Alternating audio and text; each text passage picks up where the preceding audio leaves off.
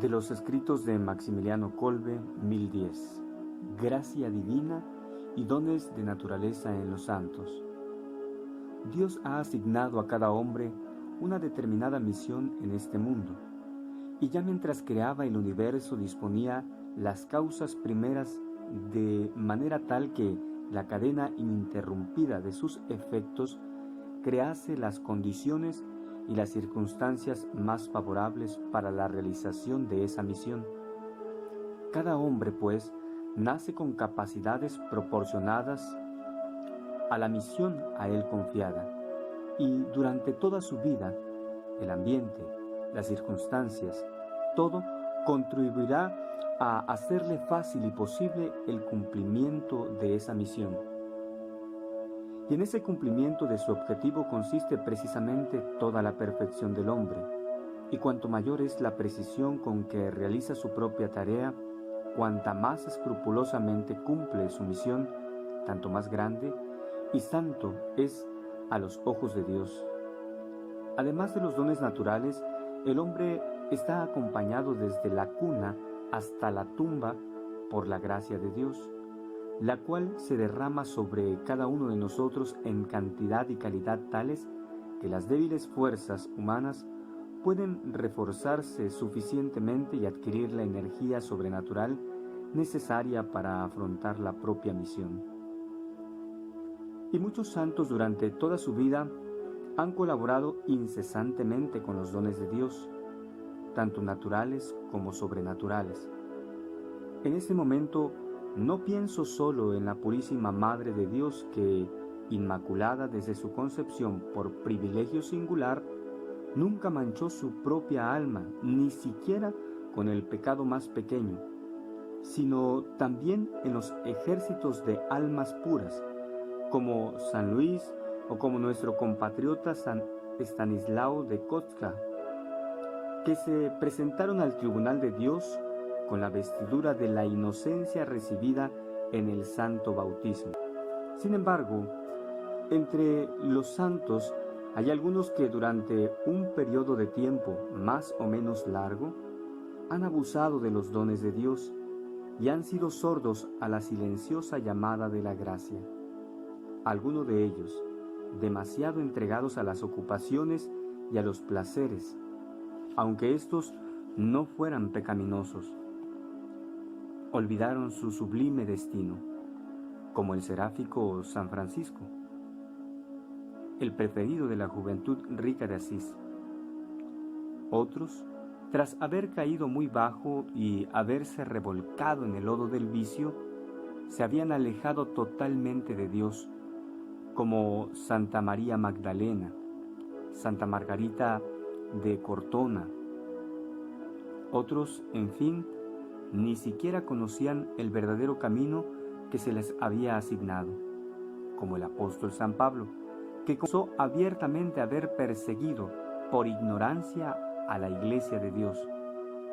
Y vemos ahora cómo Dios los perseguía con su gracia, cómo llamaba a la puerta de sus corazones en las circunstancias favorables, cómo les mostraba de manera el camino de su misión. Cuando empezaron a colaborar con los dones de Dios, se hicieron santos. Así, San Francisco siente una voz que lo llama al combate, pero cuando prepara el caballo y la armadura, Dios le aclara que debía ponerse a la cabeza de un ejército espiritual y con él luchar contra las potencias del infierno, y entonces inicia otra vida. Santa Margarita de Cortona observa a su propio amante, ya fétido, cadáver, e impresionada por tal visión, abandona la vía pecaminosa y se convierte.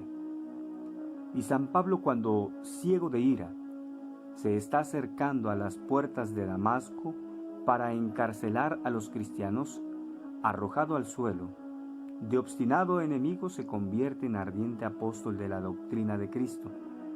Y todos estos servicios de Dios ya no se contentan con respetar una rectitud mediocre, con una ascensión hacia las cumbres más altas de la perfección cristiana, se esfuerzan por recuperar el tiempo y las gracias antes disipadas.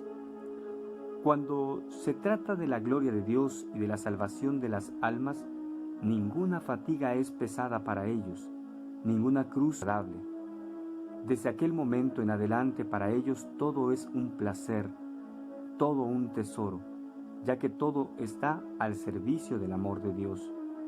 Innumerables son los caminos por los que Dios conduce a los santos a un destino sublime. Con frecuencia refuerza las inclinaciones de la naturaleza con dones sobrenaturales y permite y ordena que se sirvan de ellos, pero a veces exige el sacrificio de esas inclinaciones de la naturaleza, cuando ello es necesario para una formación más elevada del alma. Si Dios, afirma Bossuet, quiere hacer a los hombres dignos de sí, debe formarlos de varias maneras, a fin de plasmarlos según su propio proyecto. En esta acción respeta una sola cosa: no quiere hacer explícita violencia a la disposición innata. Por eso Dios condujo a algunos al desierto y los aisló por completo de los hombres, a otros a la vida común y a la ayuda recíproca en el progreso hacia la perfección. A otros los dejó en el vórtice del mundo, junto al arado, en los talleres o en los tronos reales. A algunos los hizo famosos por ciencia profana o religiosa, o por actividades sociales, mientras que a otros los dejó en la sombra del olvido durante toda su vida. A unos en cierto modo los acarició, los alimentó con la leche de las dulzuras espirituales, mientras que a otros los sació con el duro pan del sufrimiento. Todo eso dependía de la necesidad de cada alma y del tipo de misión a que un alma había sido destinada. Aunque sigan con fidelidad la inspiración de la gracia divina, sin embargo, los santos no dejan de ser hombres semejantes a nosotros, y sus obras y palabras suelen llevar la marca característica de un ambiente, de un país, de su patria. Santa Catalina de Siena, por ejemplo, quien sentía correr en sus venas la sangre de Siena, que según una expresión de San Bernardino, es una sangre dulce. A veces cubría de besos a los niños. Una vez llamada a consolar a un condenado a muerte y a convencerlo de que se confesase, durante toda la noche tuvo la cabeza estrechada contra su pecho, como hace una madre con su hijo. En Santa Teresa, en cambio, se abre paso el espíritu caballeresco. Nacida en Ávila, ciudad de caballeros, donde hasta las mujeres, durante la ausencia de esposos, supieron resistir a un asedio. Estaba profundamente compenetrada con el espíritu de su ciudad y de su nación.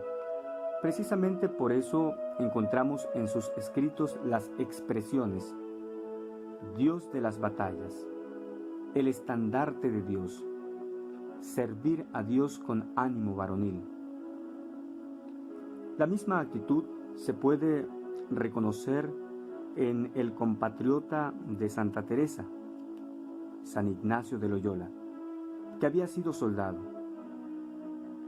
Muchos santos fueron amantes de la música. San Francisco, a veces, cuando se sentía inspirado, tomaba en las manos 2 trozos de madera y los frotaba como si tocase el violín. En los días de fiesta Santa Teresa tocaba una pequeña flauta y un tamboril, y San Ignacio de Loyola se dejaba llevar por la música de tal manera que ya no sentía dolor alguno. De ordinario, los santos se comportaban de manera del todo natural. Sin embargo, por amor de una virtud más elevada, pero sobre todo para huir de las alabanzas y la aprobación de los hombres, bajo el influjo de la gracia decidían realizar acciones según el parecer de quienes les rodeaban, eran irracionales y humillantes. Auténtico maestro en este campo fue San Felipe Neri. Por ejemplo, un día ciertos delegados polacos que habían ido a visitar al Papa, habiendo sabido que en Roma había un santo, quisieron verlo. Informado de ello, San Felipe se hizo preparar un taburete y unos libros, y rodeado de algunos niños encargó a uno de ellos que leyera un libro de contenido humorístico, y él se puso a escucharlo con gran seriedad. Los delegados entraron con mucha reverencia, pero el santo no permitió al niño interrumpir la lectura, sino que rogó a los huéspedes que esperasen. Como quiera que él hacía leer un capítulo tras otro y no era posible esperar hasta la conclusión de la lectura. Los delegados se fueron indignados y escandalizados mientras el santo daba gracias a Dios por haberle evitado la alabanza de los hombres. Vemos, pues, que los santos procedían por caminos diferentes, que tenían un comportamiento respecto a los dones de la naturaleza. Una cosa todos tenían en común, y era el hecho de subordinar siempre esos dones a la gracia, esa gracia que tantas veces los había liberado de una desgana prolongada e incluso de la esclavitud del pecado. Todos, pues, han vivido una vida superior y sobrenatural. Independientemente del hecho de que la gracia les hubiese impuesto seguir un camino conforme o contrario a su naturaleza, su único objetivo era Dios y su santo amor, mientras que todos los demás, hechos naturales o sobrenaturales, agradables o no, eran medios que conducían al fin. De esa manera, nada les perjudicaba, sino que de todos sacaban beneficios infinitos, ya que se trataba de beneficios espirituales. En efecto, todo concurre al bien de aquellos que aman a Dios, aquellos que son llamados santos según su designio.